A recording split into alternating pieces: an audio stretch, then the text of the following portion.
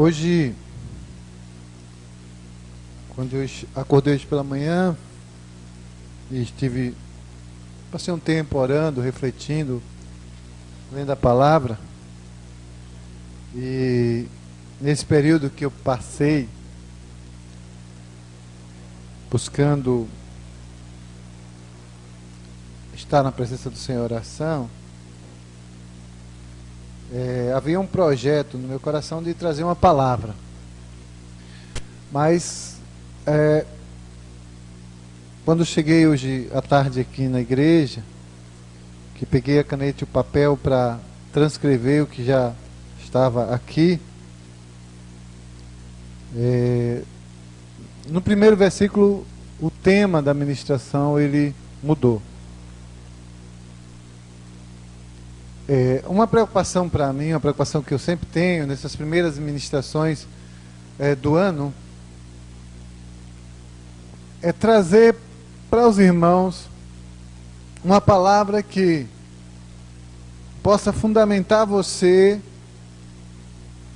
de forma que você na frente, mais adiante, em novas circunstâncias, em novas experiências, em conquistas ou até mesmo em momentos de dificuldade, você possa se voltar para Deus e saber quem você é em Cristo. Quem você é no Senhor. Para quê? Para que você não perca de vista o quão o Senhor é Deus. E uma das palavras que a gente usa muito nesses últimos 10 anos aqui, em que nós temos ministrado, ensinado, uma das palavras que a gente mais usa, talvez seja uma das mais ensinadas, é a palavra decisão. E para que nossa vida com Cristo no ano 2016 possa ser uma vida próspera, no ano de 2017, 2018, 2019, 3 pontinhos, até a eternidade, para que a nossa vida possa ser próspera, a decisão é a ferramenta. E buscando um tema, nós conseguimos intitular a ministração de hoje em Decididos a Obedecer.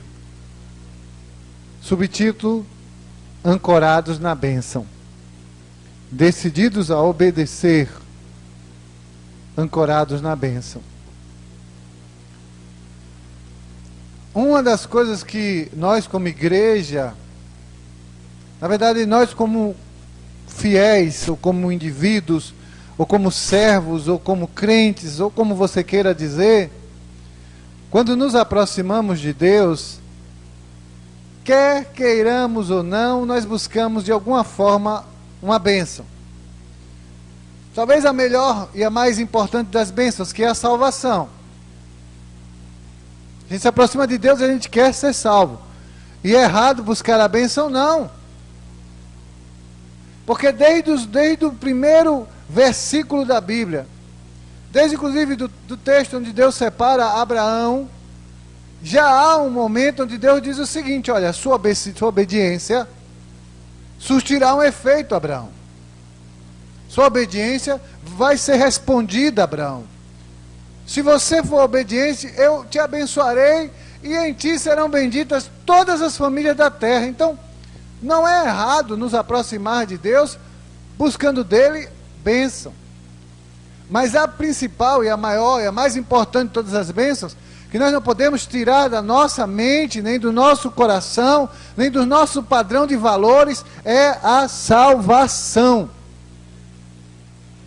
Não pense que outra coisa pode substituir a salvação.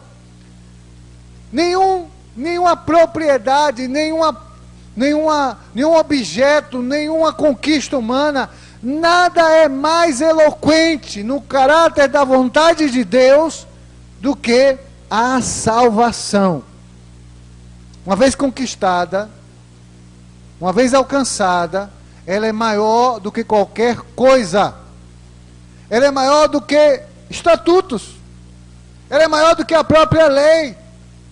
ela é maior do que a própria liturgia ou dos mandamentos. A salvação é a maior de todos os bens. Um dia um irmão, convicto de sua fé, fundamentado na palavra, presbiteriano, foi até uma igreja batista para tocar.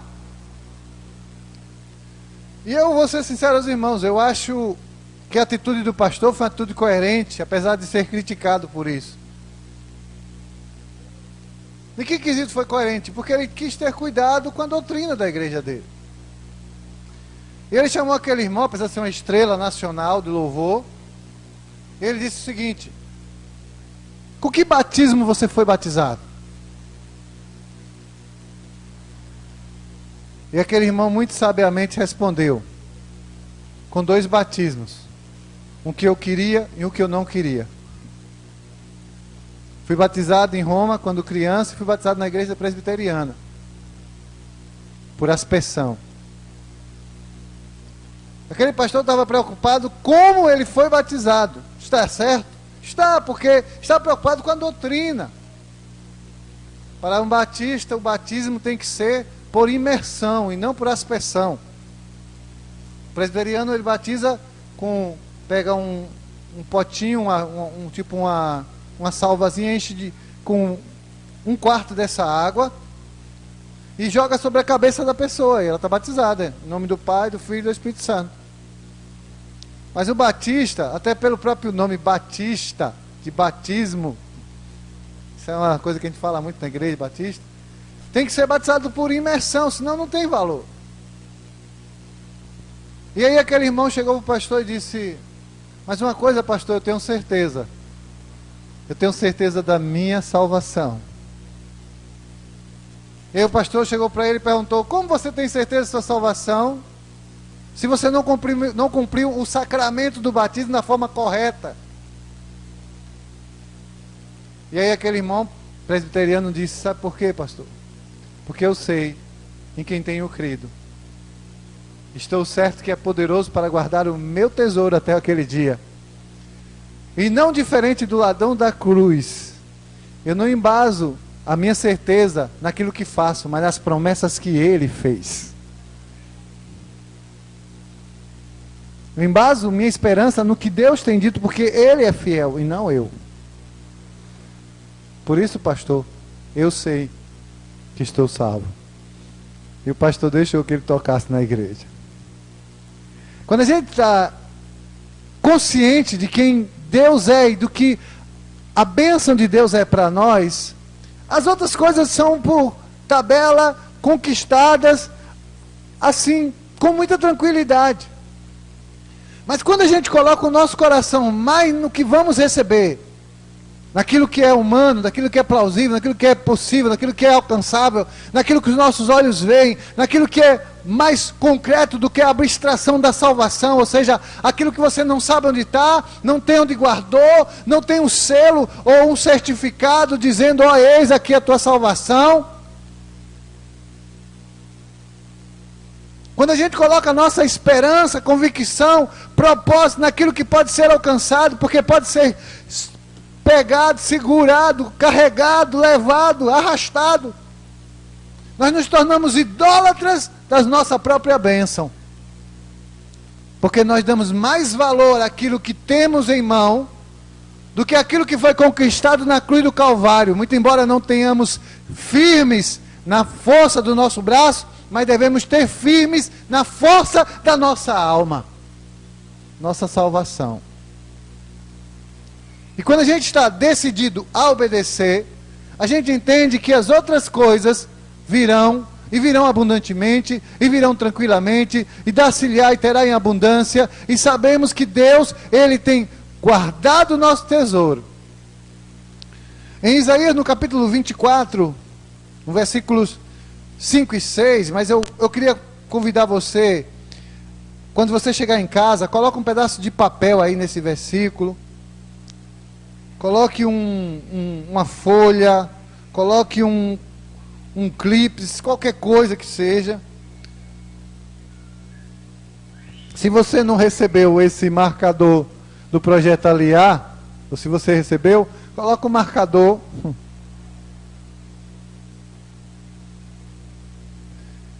E você pode chegar em casa, faça uma oração e lê esse versículo todo. Lê esse capítulo todo. Isaías 24. Nós vamos ler somente o verso 5 e 6.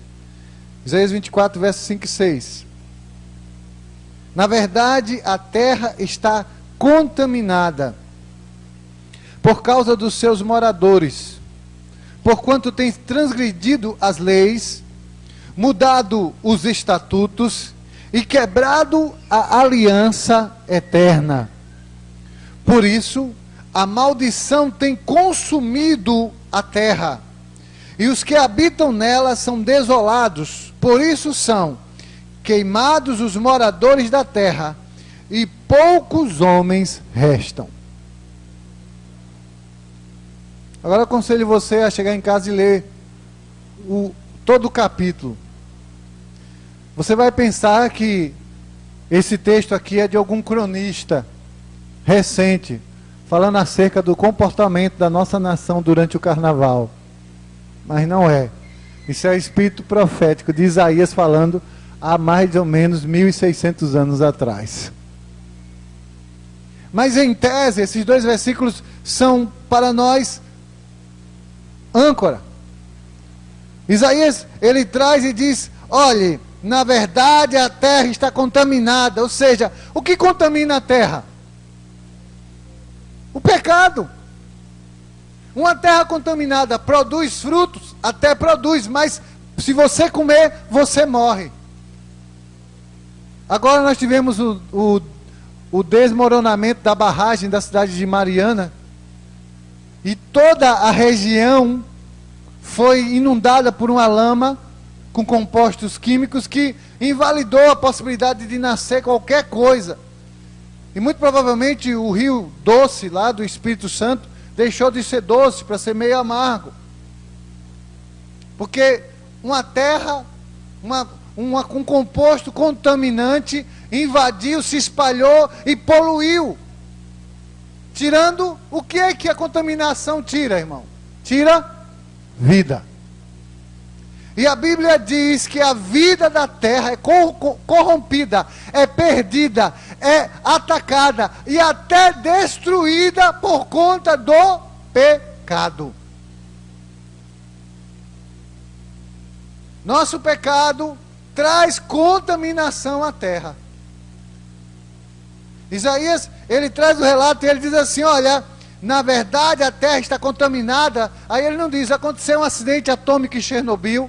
Ele não diz, rompeu a barragem de Mariana. Ele não diz, houve um vazamento atômico de Césio 137 em Goiânia. Ele não diz, vazou um barril da plataforma PA-16 e contaminou. Ele diz, a terra está contaminada por causa dos moradores, porquanto tem transgredido. O que eles têm transgredido, apóstolo? 3 coisas. As leis, tem mudado o estatuto e tem quebrado a aliança. Por isso a maldição tem consumido a terra. A gente lembra daquele texto de Provérbios, né? Como andorinha sem causa, assim é a maldição. Se ela não tiver base, ela não se instala. Amados, o que o texto diz é que um povo desobediente atrai o quê? Atrai o quê? Mas se um povo, se é uma balança, um pêndulo de justiça, você é inteligente. Se é uma balança, se é um pêndulo de justiça, se é um peso, esse negócio aqui trabalha com peso.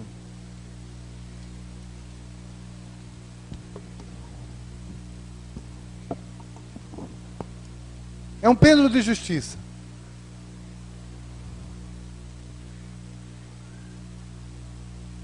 Se ali tem pecado e aqui não tem. Se lá há pecado, se a Bíblia diz que a maldição de um povo pesa na balança de Deus, o que vai acontecer?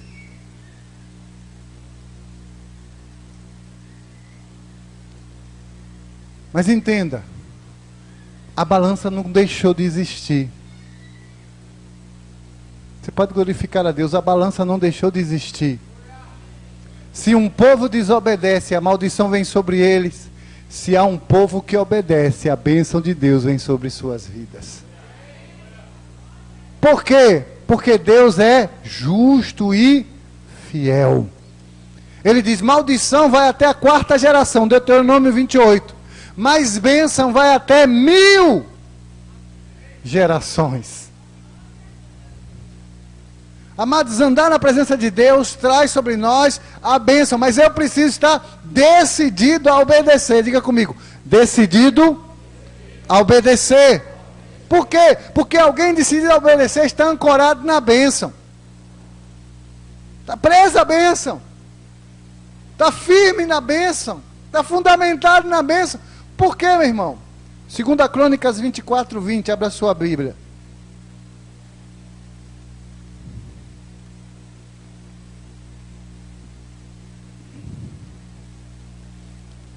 Palavra que você saia daqui hoje mais do que decidido a obedecer. Não negocie. Não lance fora a sua aliança com Deus por qualquer coisa. Porque o diabo vai querer instalar maldição em sua vida. O Senhor instalou em sua vida a bênção. Ele lhe marcou com um pêndulo de bênção. Deus lhe marcou e colocou você na balança de bênção. Crônicas 24, verso 20. Que diz o quê? Porém, Amazias não lhe deu o quê?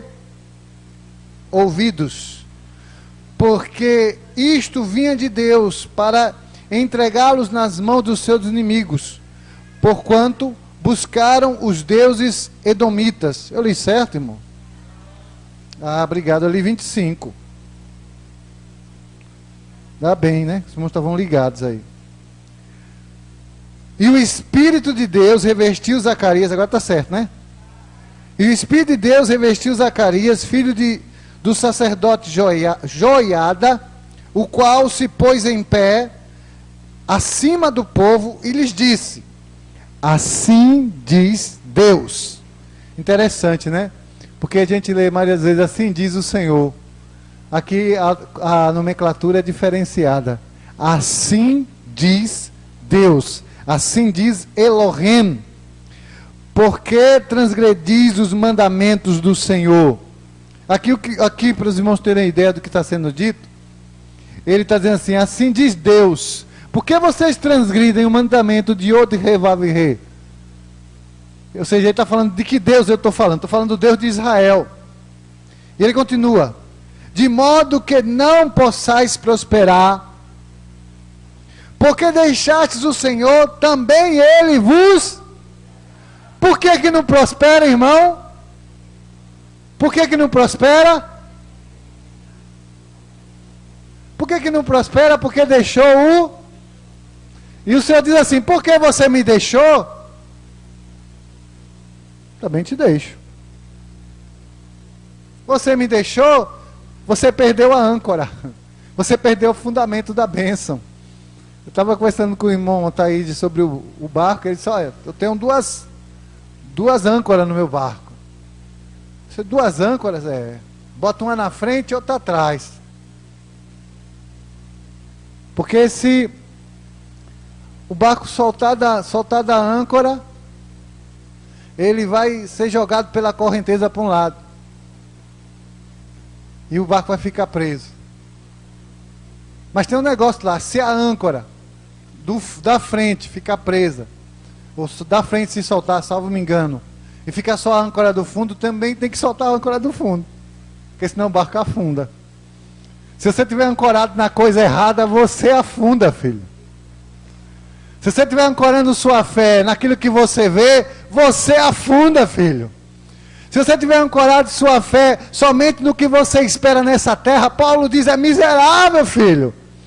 Ancora a tua fé, tua perspicácia, sua inteligência, sua boa vontade, sua certeza na salvação que o Senhor te deu, porque ainda que o mundo venha te pegar, venha te ferir, venha te magoar, venha pesar sobre você, ainda que as dificuldades te aflijam, ainda que o peso dos homens venha sobre suas costas, você sabe, posso todas as coisas, o Senhor me fortalece.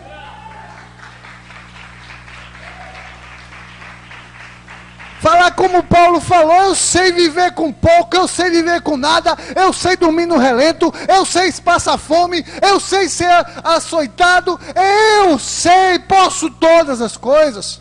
Por quê? Porque Paulo tinha certeza. Meu Redentor vive. A minha redenção, minha salvação está em Cristo. Mas ser abençoado é bom. E Deus quer nos abençoar. E para que eu possa abençoar? Qual o conselho? Pergunta para o irmão que está ao seu lado assim. Qual é o conselho? Pergunta para o irmão. Pergunta para duas pessoas. Qual é o conselho, irmão? Qual é o conselho, meu irmão? Qual é o conselho? Versículo 20 de 2 Crônicas 24. Não deixe o Senhor. Você quer ser abençoado? Quer o conselho? Profeta Jeremias, profeta Samuel aqui. Não deixe Deus. Você quer ser abençoado? Não deixe Deus. Você quer abençoado? Não deixe Deus. Porque você, com o Senhor, você vai andar ancorado, agarrado, de braços dados, de mãos dadas com a bênção de Deus. E até aquilo que parece maldição se transformará em bênção na sua vida. Está entendendo isso? Por obediência. Por obediência. Deus transtorna o pecado para te abençoar. Deus transtorna as circunstâncias para você prosperar.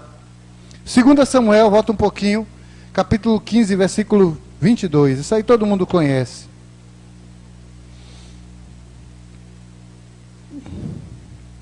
Segundo Samuel 15. Quem achar primeiro que eu, o certo, pode ler.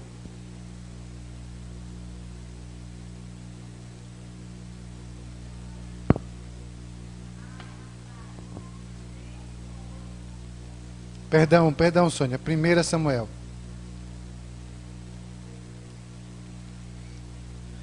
(15:22). Isso está certo. Eu falei que todo mundo conhece mesmo.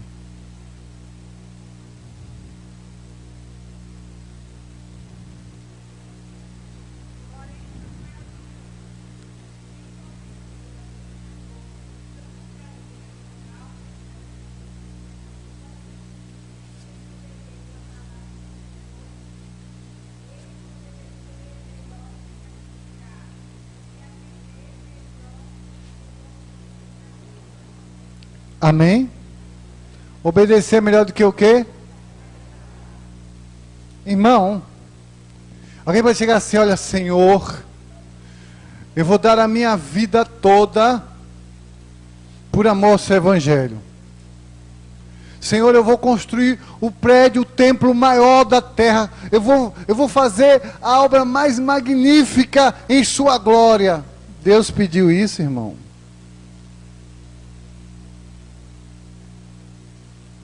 Para quê? O que o Senhor quer? Você quer fazer um grande templo ao Senhor? Você quer fazer uma grande obra a Deus? Obedeça a Ele. E Ele vai ter prazer nisso. Porque para o Senhor a obediência é maior, mais aprazível, mais agradável do que qualquer sacrifício. Obedeça ao Senhor. Eu vou ministrar adestradamente, eu vou operar o data show, vou tocar a bateria eximiamente. Eu vou tocar da melhor forma possível, com a maior técnica possível. Eu vou ministrar a palavra com todos os critérios da teologia, da sistemática de expressão hermenêutica, com os pontos exegéticos estabelecidos. Eu vou estudar todo o nível teológico, fazer uma análise semântica das palavras e vou apresentar um sermão espetacular. Para quem? Para quem?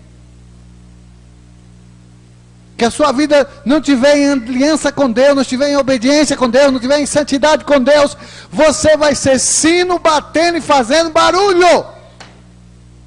A igreja que tem as coisas mais esplêndidas, irmãos, revestida de ouro, roupas maravilhosas, grandes cortejos internacionais transmitidos para todo o Brasil, a igreja católica. O mundo todo, a Igreja Católica. Será que Deus tem se agradado disso? Com certeza, não. Mas as pessoas acreditam que aquilo é o que Deus quer. E o Senhor diz, eu não quero isso, eu quero que vocês obedeçam a minha palavra. Porque a desobediência de vocês a essa palavra causa transtorno à sua nação, ao seu país e à sua casa. Eu quero que vocês andem em prosperidade sim, portanto me obedeçam. Deus tem prazer naquele que obedece. E aquele que obedece, o prazer de Deus se manifesta em abençoá-lo. Deuteronômio 28, vamos lá. Versículo 1 e versículo 2. É bom a gente fazer uma análise do que a gente tem lido, de uma forma muito criteriosa, com muito cuidado. Por quê? Porque existem textos bíblicos que são textos de bênção, textos que nos mostram quanto Deus nos ama e quanto Ele quer nos dar vida, nos abençoar, nos fazer prosperar. Mas a gente precisa ter muito cuidado quando a gente lê esses textos, porque a gente desconsidera os aspectos mais importantes que estão nesses textos. Por exemplo, Deuteronômio 28, versículo 1 e versículo 2 diz o quê? E será que se ouvires a voz do Senhor teu Deus, tendo cuidado de guardar todos os seus mandamentos, que hoje te ordeno, o Senhor teu Deus te exaltará sobre todas as nações da terra. E todas estas bênçãos virão sobre ti e te alcançarão quando ouvires a voz do Senhor teu Deus. Será que se ouvires a voz do Senhor teu Deus, tendo cuidado de guardar todos os mandamentos que hoje te ordeno, se você, trocando em miúdos, se você obedecer ao mandamento, eu faço você prosperar. Se você obedecer o que eu tenho dado ordem a você, eu faço você prosperar. E o interessante, irmãos, é que os mandamentos de Deus, muitas vezes, não são mandamentos, como a gente pode utilizar a expressão, mandamentos de comando direto. Faça e não faça. Mas são mandamentos, a palavra Torá, instrução, são orientações de como fazê-lo. São mandamentos que vão nos instruir a viver da melhor forma possível. Vão nos dar a condição de tomarmos as decisões mais sábias. Não vão nos fazer construir uma casa da forma correta. O mandamento diz o quê? Vai construir sua casa, construa onde?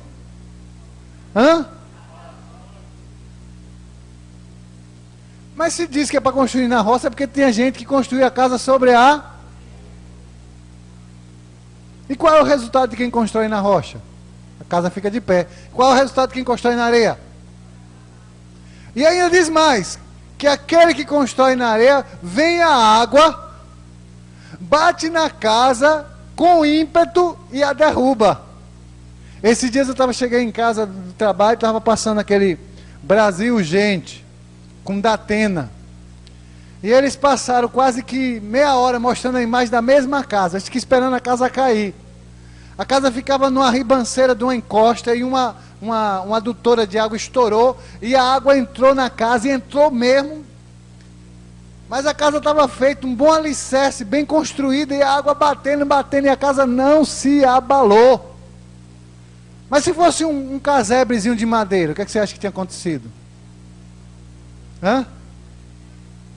A palavra diz o seguinte, vai construir a casa, veja se você tem dinheiro suficiente para começar aí. Que conselho espetacular! Olha, não fique muito tempo na casa do seu vizinho, não. Porque ele pode se aborrecer com você. Olha que coisa linda. Vigia. Olha, cuidado com as viuvinhas. Vigia. Não é a música não, viu? Vigia varão não. São conselhos práticos para que você viva bem. Aí o que acontece? Não, eu vou viver segundo os meus estatutos, segundo as minhas ordenanças, segundo os meus mandamentos. Vai acontecer o quê? Quebra a cara. A orientação está toda lá, até empréstimo de carro. Até empréstimo de carro. Se você pedir um jumento emprestado, empréstimo de carro, aquele carro era o empréstimo daquela, a jumenta era o carro.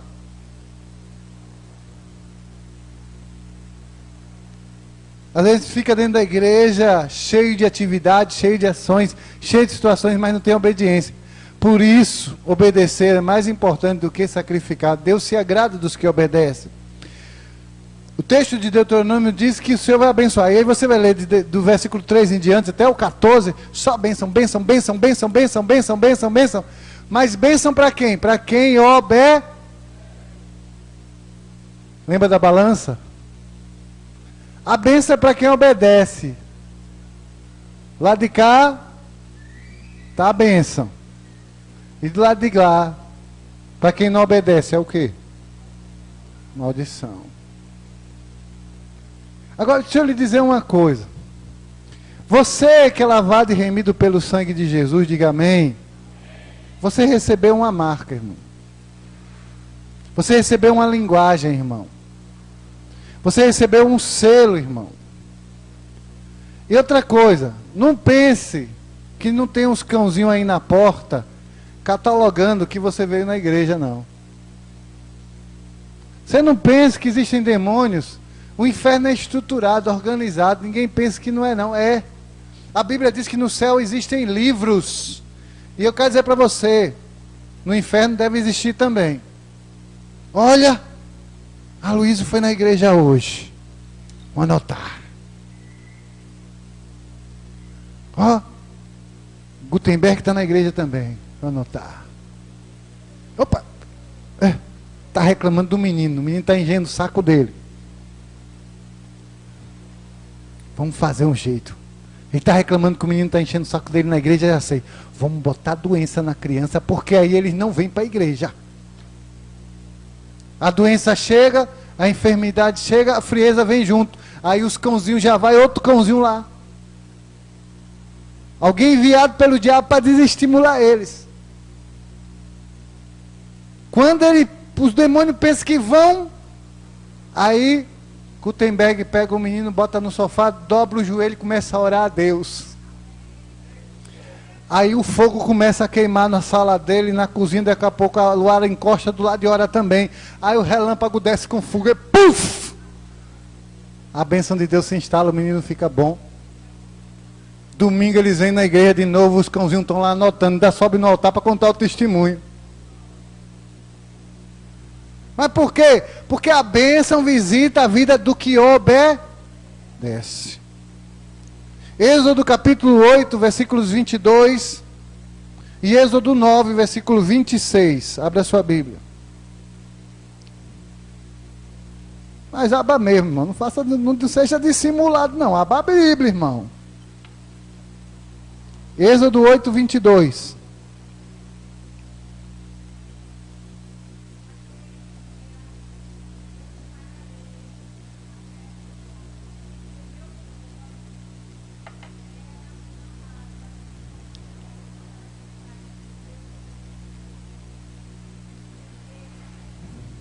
Agora, verso 9, capítulo 9, versículo 26.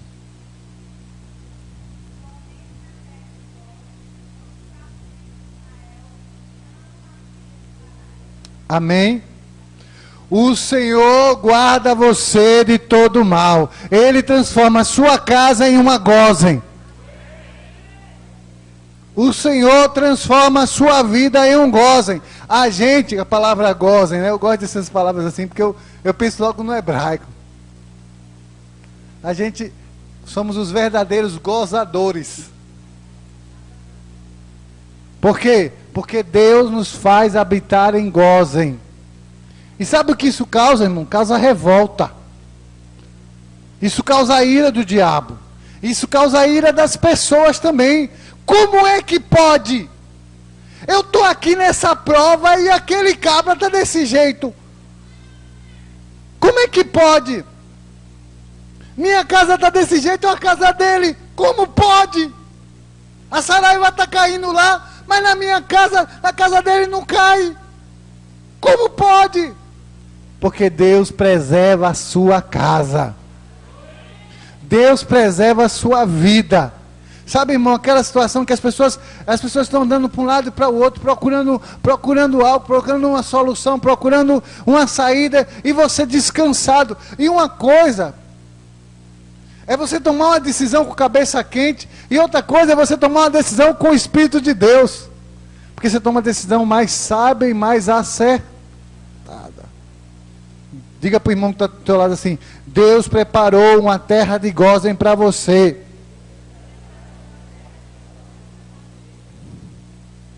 Quando a gente conhece a vontade de Deus e o mandamento de Deus, fica claro. No mundo espiritual fica muito claro. Somos marcados, somos percebidos, somos entendidos como homens e mulheres de Deus. E eu vou dizer mais, até aquele que não tem compromisso com Deus, o diabo sabe que ele conheceu, e que ele ouviu, e que ele sabe. Não entendi, apóstolo, vou lhe explicar. Tem gente que entra na igreja, louva como crente, canta como crente, lê a Bíblia como crente, se veste como crente, mas não é crente. É denorex. E aí, esse é o grande perigo. Porque, assim como Deus fica no santo trono, esperando que ele ou ela se decida, o diabo fica no seu inferno, esperando que ele não se decida, que ela não se decida.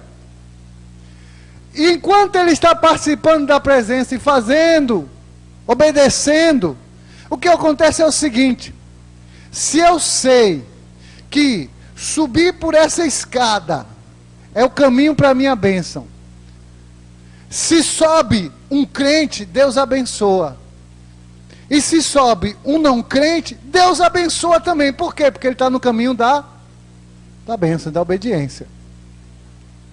Mas chega uma hora que o diabo diz para ele assim: subir pela escada, faz isso não. Para que isso aí? Dá um pulo aqui, ó. Eu não vou nem me arriscar.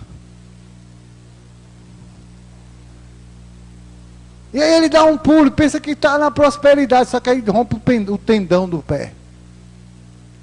Mas por que isso aconteceu? Por que aconteceu comigo?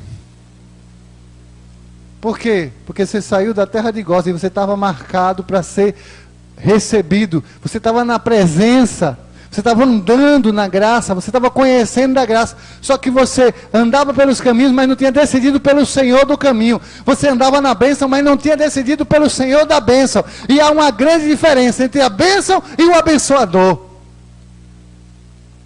Você acha que naquela noite, quando o anjo da morte passou no Egito, você acha que alguns egípcios não pegaram, lá souberam da história do cordeiro, e talvez tenham ido para a casa de judeus, ou talvez mesmo tenham pego o sangue do cordeiro e botou na sua porta? A Bíblia não fala isso, apóstolo, mas provavelmente teve gente que fez. E foi abençoado, não teve morte. Provavelmente foi. Mas depois voltou para a idolatria, adorar Ísis, Horus. E por que Deus preservou? Porque Deus disse: onde tiver a marca do cordeiro, o anjo não mata ninguém. Deus não pode negar a si mesmo. O estatuto foi estabelecido. Mas ele voltou para a idolatria. Ele foi preservado da morte naquele lugar. Teve uma oportunidade de buscar o Deus de Israel, mas não buscou. E quando morreu foi para onde? Para os quintos dos infernos.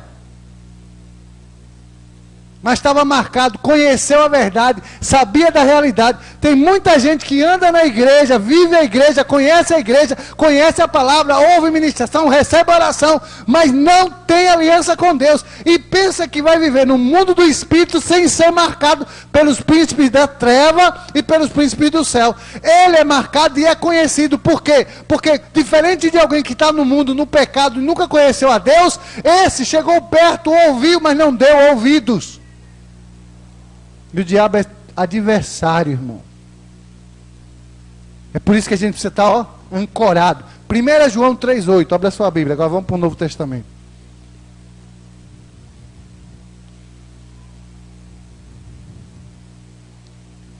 Quem comete pecado é de quem?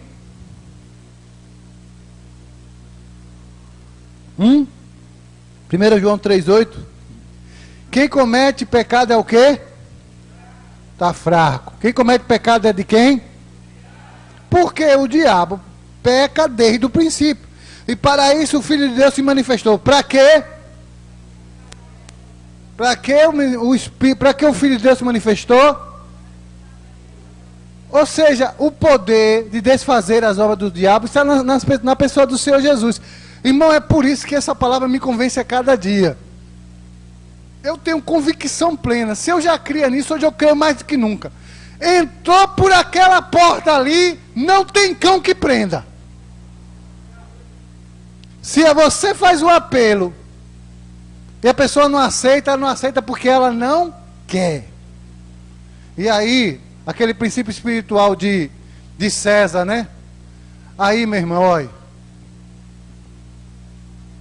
Wash my hands, eu lavo minhas mãos. Por quê? Porque a palavra de Deus garante. Quem ouve a palavra de Deus não fica em confusão. O que é confusão? Eu não sei, eu não consigo decidir, eu não sei qual é. Sabe, quando eu estou sem óculos, é para ler ali o quê? O quê? Assado é acessório. Fica confundido.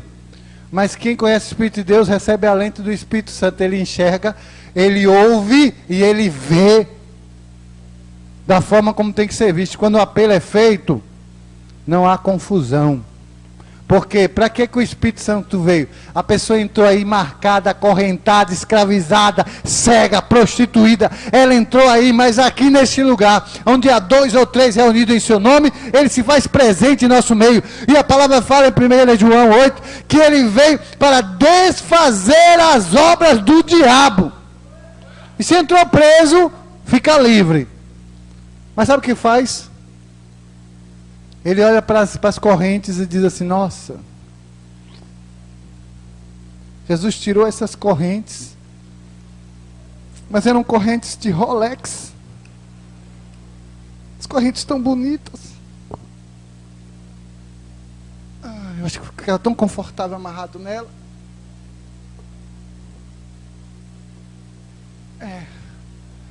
Eu acho que eu vou... Jesus as correntes. Quando ele entra na porta ali, as correntes caem. Irmão, não tenho dúvida. Mas tem gente que pega a corrente aqui e guarda a correntinha ali. E quando chega lá na porta, tem 2 cãozinhos esperando para brincar de roda com ele. Mas a Bíblia diz que foi para isso que o Filho de Deus se manifestou, para desfazer as obras do diabo. Quais são as obras do diabo? João 10:10. O diabo veio fazer o quê? Matar, roubar e destruir. Mas Jesus veio ao mundo para quê? Para nos dar vida. E não foi vida qualquer, foi vida abundante. Quando a gente aceita Jesus, nós somos dele e ele nos guarda. João 17, verso 11. Já estou acabando. João 17, 11. Oração sacerdotal de Jesus. Eu já não estou mais no mundo, mas eles estão no mundo. Eu vou para ti, Pai Santo. Guarda-os em teu nome. Guarda aqueles que me deste, para que sejam um, assim como tu é em nós.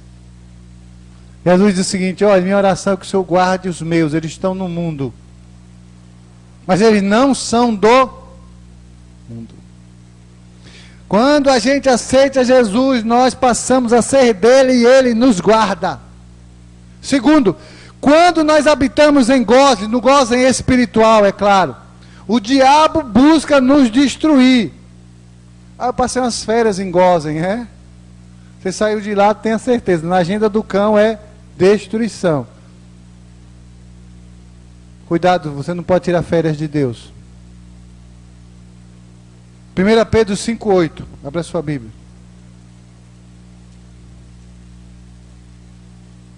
1 Pedro 5,8. Sede sóbrios, irmãos. Vigiai, porque o diabo, o vosso adversário, anda de redor, bramando como um leão, buscando a quem a quem o quê? Possa. Quando é que o diabo não pode? Quando você está ancorado no... Quando é que o diabo não pode? Quando você está... 1 Pedro 5,8. Quando você está ancorado em Deus. Ele não pode. Você está ancorado no Senhor. Como é que o diabo vai lhe tocar? Você tem dois anjão de 3,80 metros do seu lado, com a mão cruzada, com óculos escuro. Olha. Eu lembro, estou fazendo ilustração. Eu lembro numa das filhas do apóstolo Inês, quando era pequenininha, tinha um coleguinha que ficava batendo nela na escola. Acho que batia na menina de apóstolo Inês, foi na escola, saber quem era esse menino, estava batendo na filha dele. Aí quando ele chegou na escola, a menina agarrou na perna dele e disse assim: venha! Venha! Viu? A gente não vê, mas Deus tem anjos que nos guardam. Está lá em Hebreus capítulo 12. Ele dá ordem aos seus anjos para nos guardar. Aqueles são herdeiros da salvação. Salmo 91. Até das pedras ele nos livra. Mas ele faz isso com herdeiros da salvação. O Senhor, ele nos dá a função, nos dá a condição de vivermos em santidade, de vivermos em paz, de vivermos em abundância. João 10,10, segunda parte diz: o Senhor veio nos dar vida, vida abundante. E às vezes a gente pensa assim, não, um princípio, vou dar um exemplo. Malaquias capítulo 3, versículo 10 e 11. Todo mundo conhece, né? Abra lá sua Bíblia. Todo mundo sabe. Esse é o versículo que, seja tradicional, pentecostal, quadrangular, retangular, triangular, batista, jonista, o que for, conhece esse texto. Malaquias 3, versos 10 e 11. Trazei todos os dízimos à casa do tesouro, para que haja mantimento na minha casa, e depois fazei prova de mim nisto, diz o Senhor dos Exércitos. Se eu não vos abrir as janelas do céu e não derramar sobre vós uma bênção tal, até que não haja lugar suficiente para guardar. Por causa de vós repreenderei o devorador, e ele não destruirá os frutos da vossa terra, e a vossa vide no campo não será estéril, diz o Senhor dos Exércitos. O que o texto diz aqui? Traga o seu dízimo e sua oferta, me obedeça nisso, diz o Senhor. E se você obedecer, eu vou te fazer prosperar. Agora me diga uma coisa. Quem está lá no mundo, aprendeu, não sabe nada de dízimo. Você vai na igreja católica e pergunta sobre o dízimo, ele pensa que dízimo é 10 reais que ele dá todo mês. Alguns até hoje já ensinam sobre esse dízimo, mas católico não dá dízimo. E aí, ele não sabe o que é isso, enquanto ele estiver naquela ignorância, está ótimo. E aí ele dá aqueles 10 reais, aqueles 15 reais, e o diabo dá até uma folga para ele poder contar até o testemunho. Olha, deu dízimo, meu dízimo, meus 10 reais, e não tem nada.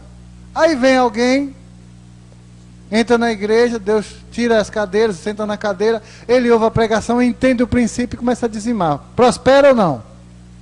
Sim ou não? Prospera por quê? Porque Deus diz, faça e você faça a prova para você ver se eu não sou Deus. Deus é desafiado. Aí depois ele debanda, vai para o mundo. Não dá mais dízimo, volta para cachaça, volta para mentira, volta para o que for. O que você acha que vai acontecer com a vida financeira dessa pessoa? Hein? Vai ficar melhor ou vai ficar pior porque vai sobrar dinheiro? Por quê? Porque ele leva, no pacote Plus Standard Advanced, ele leva um devorador feroz. Porque passou um tempo sem comer. Às vezes passa 1 ano, 2 anos, 3 anos sem comer. Depois ele sai, deixa, e agora diz aí, ó devorador, voltei. E você acha que o devorador faz o quê? Ele quer encher o buraco do molar, o esôfago, o rim, tudo que tiver de buraco que ele puder encher, ele vai encher. Por quê? Porque a Bíblia diz assim, eu repreenderei o devorador. O texto de Pedro que nós lembramos, de João 3,8, diz o que o diabo faz o quê? Ele anda de redor, buscando a quem ele possa. E quando é que o diabo pode? Quando a gente dá condições. Pecado, irmão, abre brecha para maldição. Nós vimos em Isaías 24, versos 5, 6, e você vai ler tudo em casa se você quiser. O pecado abre brecha para maldição. O pecado é o pode que o diabo encontra. E é esse pode que o diabo encontra, e quando ele pode, ele não pede licença, ele faz. Porque a função dele, João 10,10, é matar, roubar e destruir. Se ele não pode destruir, ele rouba e dá para outro. Se ele não pode roubar, ele mata. Se ele não pode matar, ele destrói. E por aí fica. Qual a função do diabo? É essa, a tríplice função: matar, roubar e destruir. E quando é que ele pode? Quando nós damos uma carta branca, assinada aí embaixo, quando dizendo, eu conheci, eu ouvi falar, eu soube, mas eu preferi deixar. As pessoas acham, e aí é onde entra, às vezes entra a comoção, a ira, e fica com raiva de Deus. Fica com raiva de Deus. Eu não estou prosperando mais. É que eu tenho que dizimar para prosperar. Você não tinha, você não conhecia Deus. Tempo de ignorância, até o diabo deixa para lá, mas agora você conhece. Agora você sabe da verdade. É isso, é essa palavra que revela a verdade. E aí, irmão, o que a gente tem que fazer? Obedeça ao Cordeiro. Ande em aliança. Eu digo, tem irmãos aqui que já testemunharam isso. Quando tem crente que não está vindo para a igreja que eu vou visitar, eu digo, vá para outra. Procura outra igreja. Se está com problema com a igreja, vá para outra. Mas não vá no mundo não, porque o diabo vai lhe quebrar as pernas. Você não alinha mais nunca, porque o diabo vem para matar, roubar e destruir. A Bíblia diz que a maldição dessa casa é pior. 7 vezes pior. Irmão, da mesma forma como Deus não brinca de ser Deus, o diabo não brinca de ser diabo. E uma coisa, em Deus habita a Hesed, misericórdia, e o diabo não tem misericórdia de ninguém não. Ele é mentiroso, ele é assassino, ele é prevaricador, ele é maligno, e se existe algo mal, está nele. E se ele pinta um quadro de misericórdia, é mentira da mais mentirosa de todas. Então vigie, diga para o irmão teu assim, vigie. Vigie, irmão. Deus, através da nossa obediência, nos coloca, nos transporta, nos instala em Gósen. Lucas capítulo 10, versículo 18, já estamos terminando.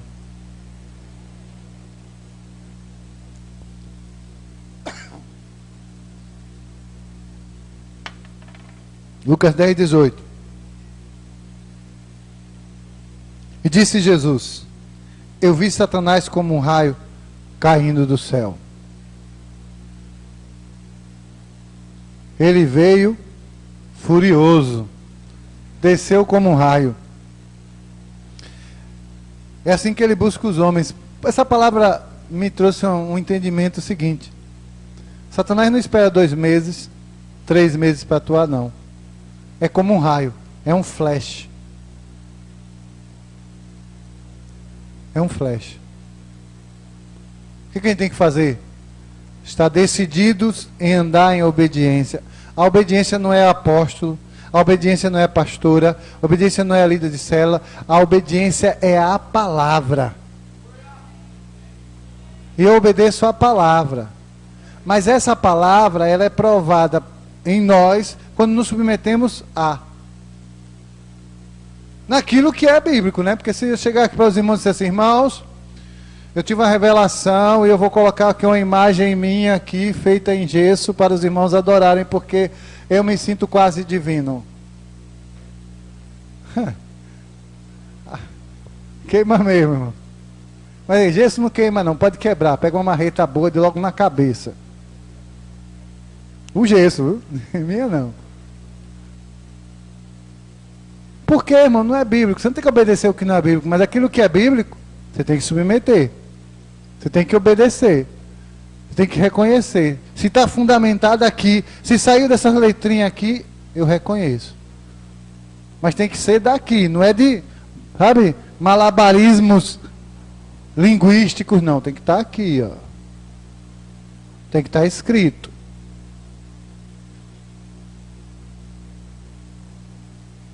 Para a gente finalizar, estou encerrando já. Gênesis 22.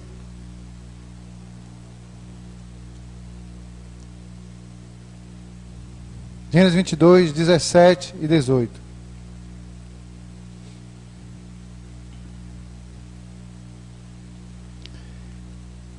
E deveras te abençoarei e grandissimamente multiplicarei a tua descendência, como as estrelas dos céus e como a areia que está no mar da praia. E a tua descendência possuirá a porta dos teus inimigos. E a tua descendência, e em tua descendência serão benditas todas as nações da terra, porquanto obedecestes a minha. Não, mas Deus disse que ele ia ser abençoado, disse. Mas o Senhor assina a palavra de obediência. Deus assina a palavra de obediência. Como é que ele assina, irmão? Como é que ele assina? Leia aí de novo comigo, vamos lá. 17 e 18. Só o 18. E em tua descendência serão benditas todas as nações da terra. Amém, irmão? Está vendo aí? Em tua descendência serão benditas todas as nações da terra. Bota a mão na sua barriga e diz: a minha descendência será bendita em todas as nações da terra. Amém. Recebe, igreja. Amém. Amém. Termine de ler o versículo, filho. Vá. Fique muito empolgado, não. Termine, lê o restinho, né? O que diz o finalzinho do 18? Porquanto obedecestes a minha. Aí sim, você pode botar a mão na barriga e dizer: você próspero. Enquanto você andar debaixo da sombra do Altíssimo, sombra, biblicamente, é autoridade. Enquanto você andar debaixo da autoridade de Deus em submissão, você saiu da sombra. Presta atenção, aqui não. Quando você for comigo lá no Enguede, diga amém. Estiver visitando as cavernas de Curã, diga amém. Que você descer do ônibus, eu vou fazer até uma brincadeira. Que você descer do ônibus, eu vou dizer o seguinte: ó, desce todo mundo sem boné, sem óculos escuro. Eu vou ali e volto já, fica aí um pouquinho. Não fica meu irmão. O sol é de rachar, mas tá pensando que esse sol daqui é quente? É? Aquele vento seco do Mar Morto, o ambiente seco do deserto, o sol batendo. Eu estava de óculos, até aquele negócio redondo do óculos doía de quente. Eu disse: um dia, vamos, para onde é que vai? Para onde é que vai? Entrar na sala, tinha ar-condicionado, assim, aleluia. Era tão quente, mas tão quente, que parecia que o ar-condicionado do ônibus não estava prestando. Não, esse ar-condicionado está quebrado, não está prestando não. A gente no avião, voando sobre o Saara, o avião esquentava. Agora você imagine, você, num lugar quente desse, você encontra uma sombra. A sombra que, segundo a palavra, refrigera a alma. Então a sombra de Deus não é só sombra, é sombra com ar-condicionado. E você está ali, ó, debaixo da sombra do Altíssimo. Enquanto você anda debaixo da sombra, na autoridade de Deus te abençoando. Isso não quer dizer que o sol está queimando aqui fora, de todo lugar está queimando, as ervas tá morrendo, o mato está secando, o fogo está pegando, e você na sombra refrigerada. Mas quem sai de debaixo da sombra vai enfrentar o sol da justiça. E o sol, quando chega, ele é causticante, ele queima. Então, meu amado, Decida pela obediência, se ancore na bênção de Deus. Decida pela obediência, se ancore na bênção de Deus. Decida pela obediência e faça de onde você estiver o gozo espiritual que Deus preparou para você. Porque está escrito, nem olhos viram, nem ouvidos ouviram o que Deus tem preparado para nós. E a bênção de Deus começa aqui. Só os que recebem ficam de pé.